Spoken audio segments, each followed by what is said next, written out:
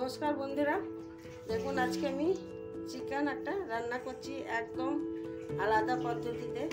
বন্ধুরা এটা কি কি দিয়ে আমি রান্নাটা করি আপনারা দেখুন। এখানে আমার আছে দেখুন 4টে পেঁয়াজ মিডিয়াম সাইজের, আর এখানে আছে 4টে কাঁচা লঙ্কা আর 1 চামচ মতো গোলমরিচকে আমি সব বাটিনি, কিন্তু এটা দরদরা করে নিয়েছি। একটু দেখুন হাফ মানে পুরো প্লেন করে বাটিনি। আদাটাও তাও কুটে নিয়েছি, রসুনটাও মানে থেতো করে নিয়েছি, সব থেতো করে নেওয়া। এগুলো সব আমি আর এখানে আছে 3টে টমেটো মিডিয়াম সাইজের, সব আমি এটার মধ্যে মাংসের মধ্যে দিয়ে দেবো।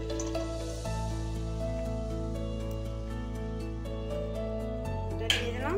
আর এখানে আছে বন্ধুরা দেখুন 1 চামচ ধনে গুঁড়ো, 1 চামচ জিরে গুঁড়ো, পরিমাণ মতো হলুদ আর 1 চামচ কাশ্মীরি লাল লঙ্কা গুঁড়ো, যেটা ঝাল হয় না কালার হয়। এবার এটাও আমি দিয়ে দিলাম।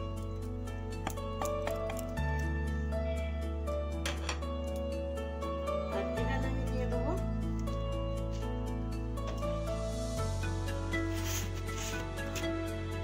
লবণ, দিয়ে দেবো বন্ধুরা পরিমাণ মতো লবণ দিয়ে দেবো।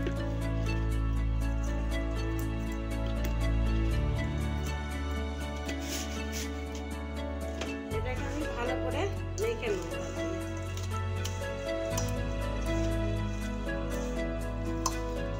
বন্ধুরা খুব ভালো করে এটা মেখে নিতে হবে। আর এখানে আমি সরষের তেল দিইনি বন্ধুরা, দেখুন খুব ভালো করে মেখে নিচ্ছি। এটা আমার 1.5 কিলো মাংস আছে বন্ধুরা, 1.5 কিলো মাংস। এটা খুব ভালো করে মেখে 10 মিনিট রেখে দিতে হবে। 10 মিনিট, আধ ঘন্টা, হাতে সময় না থাকলে 10 মিনিট মেখে রাখলেও হবে, আধ ঘন্টা রাখুন ভালো হবে। মেখে আমি ঢাকা দিয়ে রেখে দিলাম।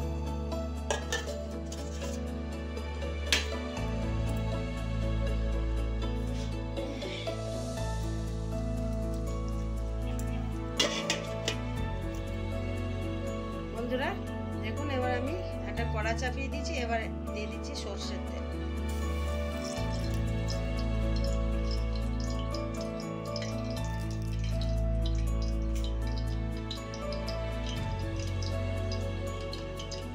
যেহেতু আমি মাংসে তেল দিইনি ওই জন্য একটু তেলের পরিমাণটা সামান্য বেশি আছে, মনে হচ্ছে কড়াতে কিন্তু লাগবে না, কারণ আলু আছে ভাজবো।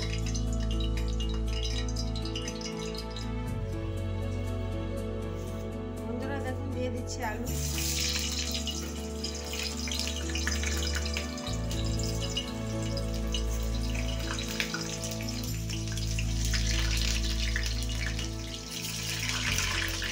আমি এখানে 4টে আলু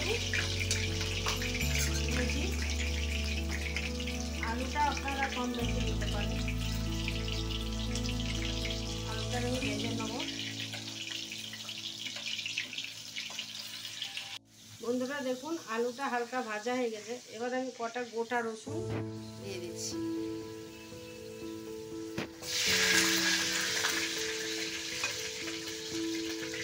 আর বন্ধুরা আলুটা যদি আপনারা কেউ পছন্দ না করেন তা আলুটা ছাড়াও মাংসটা রান্না হয়।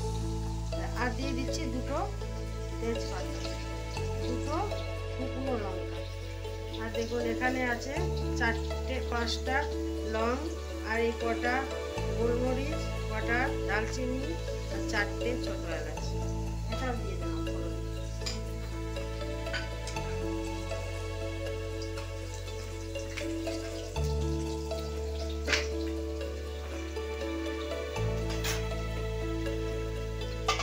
বন্ধুরা দেখুন আর মাংসটা রাখা হয়েছে 10 মিনিট হয়ে গেছে, এবার মাংসটা দিয়ে দেবো।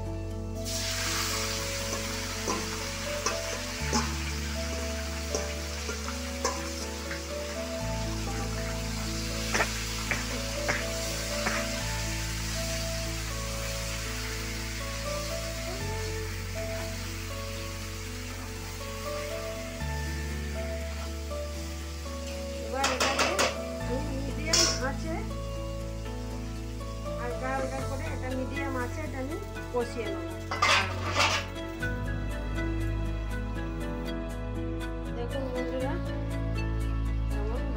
একটু জল ছেড়েছে,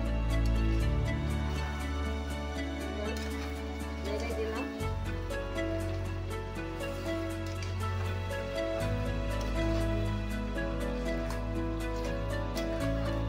আপনারা কিন্তু আঁচটা মিডিয়াম দেবেন, তাহলে মাংসটা ভালো হবে। আবারও ঢাকা দিয়ে রেখে দিচ্ছি।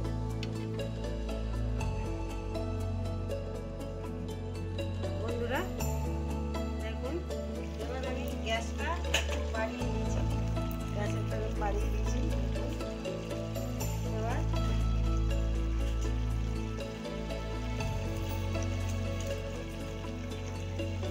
এবার আমি এখানে 1.5 চামচ মতো টক দই আছে, আর ওতে আমি দেখুন 1/2 চামচ মতো গরম মশলা দিয়েছি। আমি এটাতে গোটা গরম মশলা দিয়েছিলাম ফোড়নে, এই যে 1/2 চামচ গরম মশলা, 1/2 চামচেরও কম দিয়েছি। এটা আমি দইয়ের সঙ্গে ফেটিয়ে এটা আবার আঁচ আস্তে করে হালকা করে নিয়ে তারপরে এবার দইটা দিয়ে দেবো।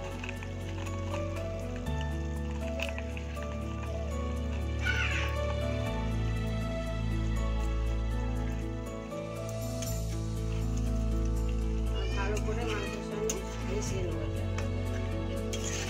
বন্ধুরা আমার আলুটাও সেদ্ধ হয়ে গেছে, দেখুন আলু সেদ্ধ হয়ে গেছে।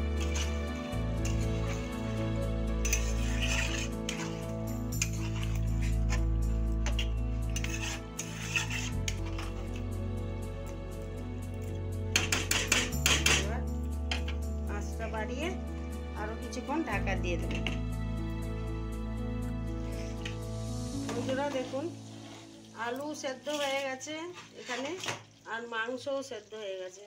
দেখুন কত সুন্দর মাংস সেদ্ধ। আর যে টমেটোগুলো বড় বড় কেটে দিয়েছিলাম আমি, টমেটোর সব জিনিসই সেদ্ধ হয়ে গেছে খুব ভালোভাবে, যা মশলাপাতি দিয়েছিলাম।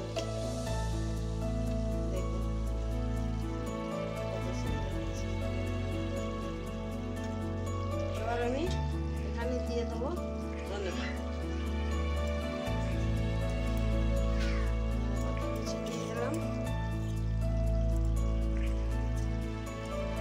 আর কটা কাঁচা লঙ্কা চিড়ে দিয়ে দিলাম।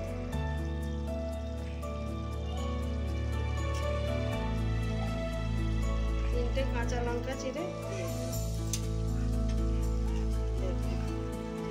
কত সুন্দর